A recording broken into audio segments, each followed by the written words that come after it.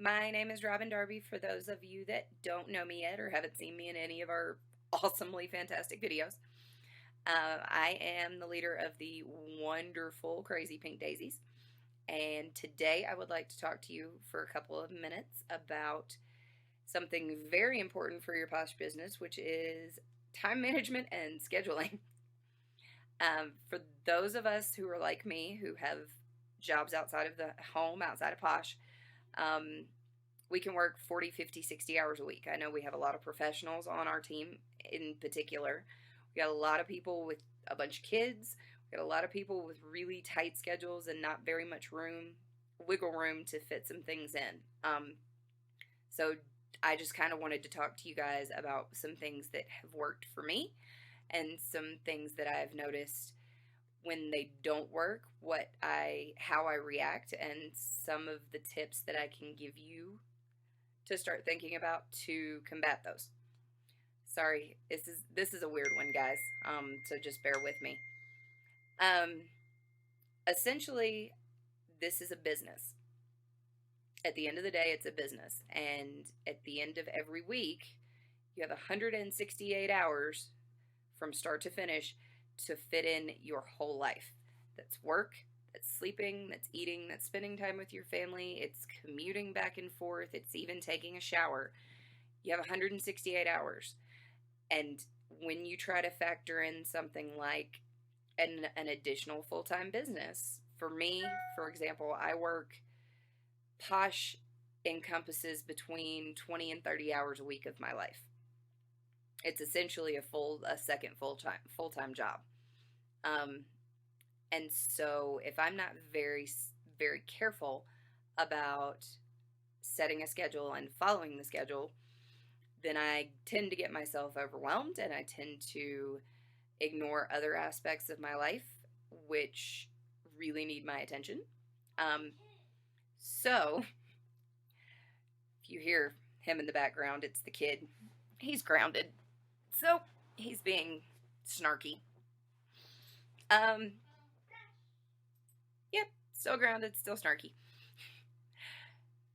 So when you're talking about time management, the very first thing you need to do, and listen to me if you don't listen to anything else in this video, no one else in this team, no one else on this company, no one else in all of Posh has the exact same time needs that you do. Not one of them. So for you to compare the amount of time that you spend posting on social media, or that you spend making phone calls, or that you spend out doing events, or talking face-to-face with strangers, you comparing any of those things that you do for your business to anybody else, A, is really foolish, B, is going to make you really unhappy, because inevitably there is going to be somebody that does it better, faster, and harder than you do. Competition's great. The kind of competition that comes out of comparing yourself and setting yourself up against someone else who is already doing more or better than you are is not a good thing for you to do for your brain space. Trust me, I know I'm very competitive and I really hate other people beating me. This is my business. This is nobody else's business but mine. And so the steps that I take and the moves that I make and the hours that I put into certain activities are only for me. They benefit only me. If I don't do something, it takes away from only me. So this is not a competition with anyone else. This is a competition between you and yourself. If you don't hear anything else I say for this video, hear that and believe that. And I promise you, you will do better because of it. You need to understand what your time constraints are. You need to understand the amount of time that you can put into Posh every day. If it's an hour at lunch and an hour at night when the kids go to bed, great. Those are your work hours. If it's 6 hours on Saturday and 5 hours on Sunday, and then one post a day on social media during the work week, great.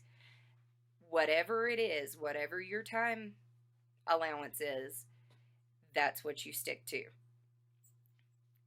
You need to schedule days that are not Posh related at all. You need to schedule days that don't have anything to do with work. If I work, for example, in my real world job, at one point I was working 40 to 50 hours a week baseline as an OR nurse, and I was on call 7 days in a row every other week. By the time I got to the, say, 10th or 11th day in a row of working straight, I was completely and utterly burnt out. Didn't care, did my job, took care of my patients, but there was zero passion at the end of that stretch. Same thing happens with Posh, guys.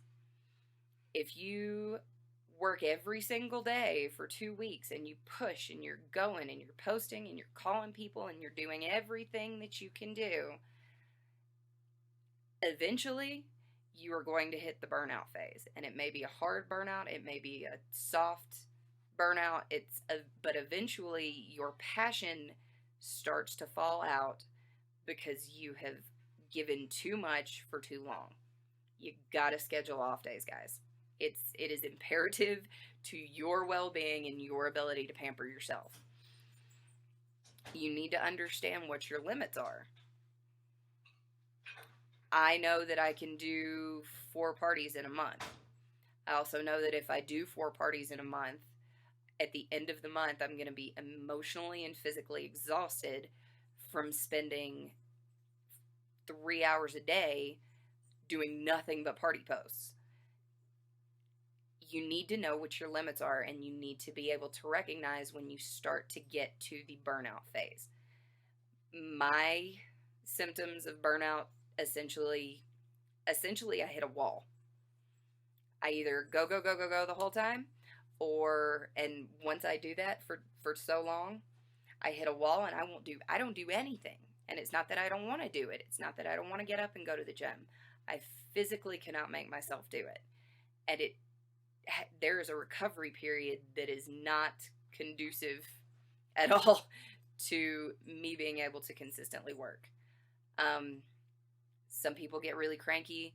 Some people just get really, for lack of a better term, upset, emotional, shut down. That whatever your reaction is, whatever your symptoms are, when you know that you have given too much, you need to know those, and that way you can avoid them. You can start to recognize them before they get to take over and before you hit the crash point.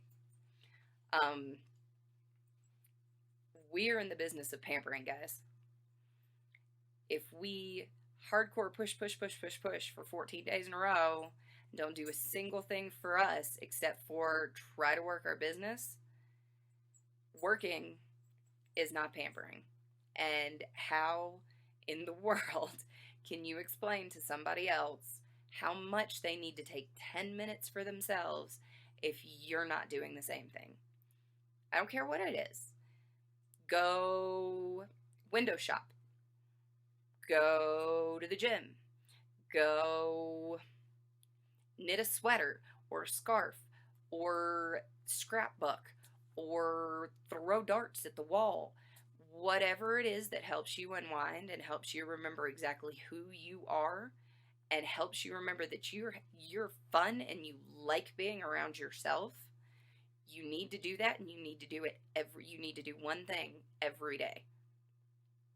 10 minutes, an hour, 45 seconds of yoga, it doesn't matter. Whatever it is for you, you need to do it, and that needs to be part of your schedule. You need to have a way to keep track of what your schedule is. I have this super awesome handy dandy planner. It's big, it's pretty, it's massive. I can't lose it. It won't break. Some people, put Post-it notes on your mirrors. Every smartphone on the planet has amazing calendar notes sections at this point. The point is, there's no script to tell you how to manage and how to schedule and how to keep yourself going. There isn't a script for doing it. The point is just that you do it.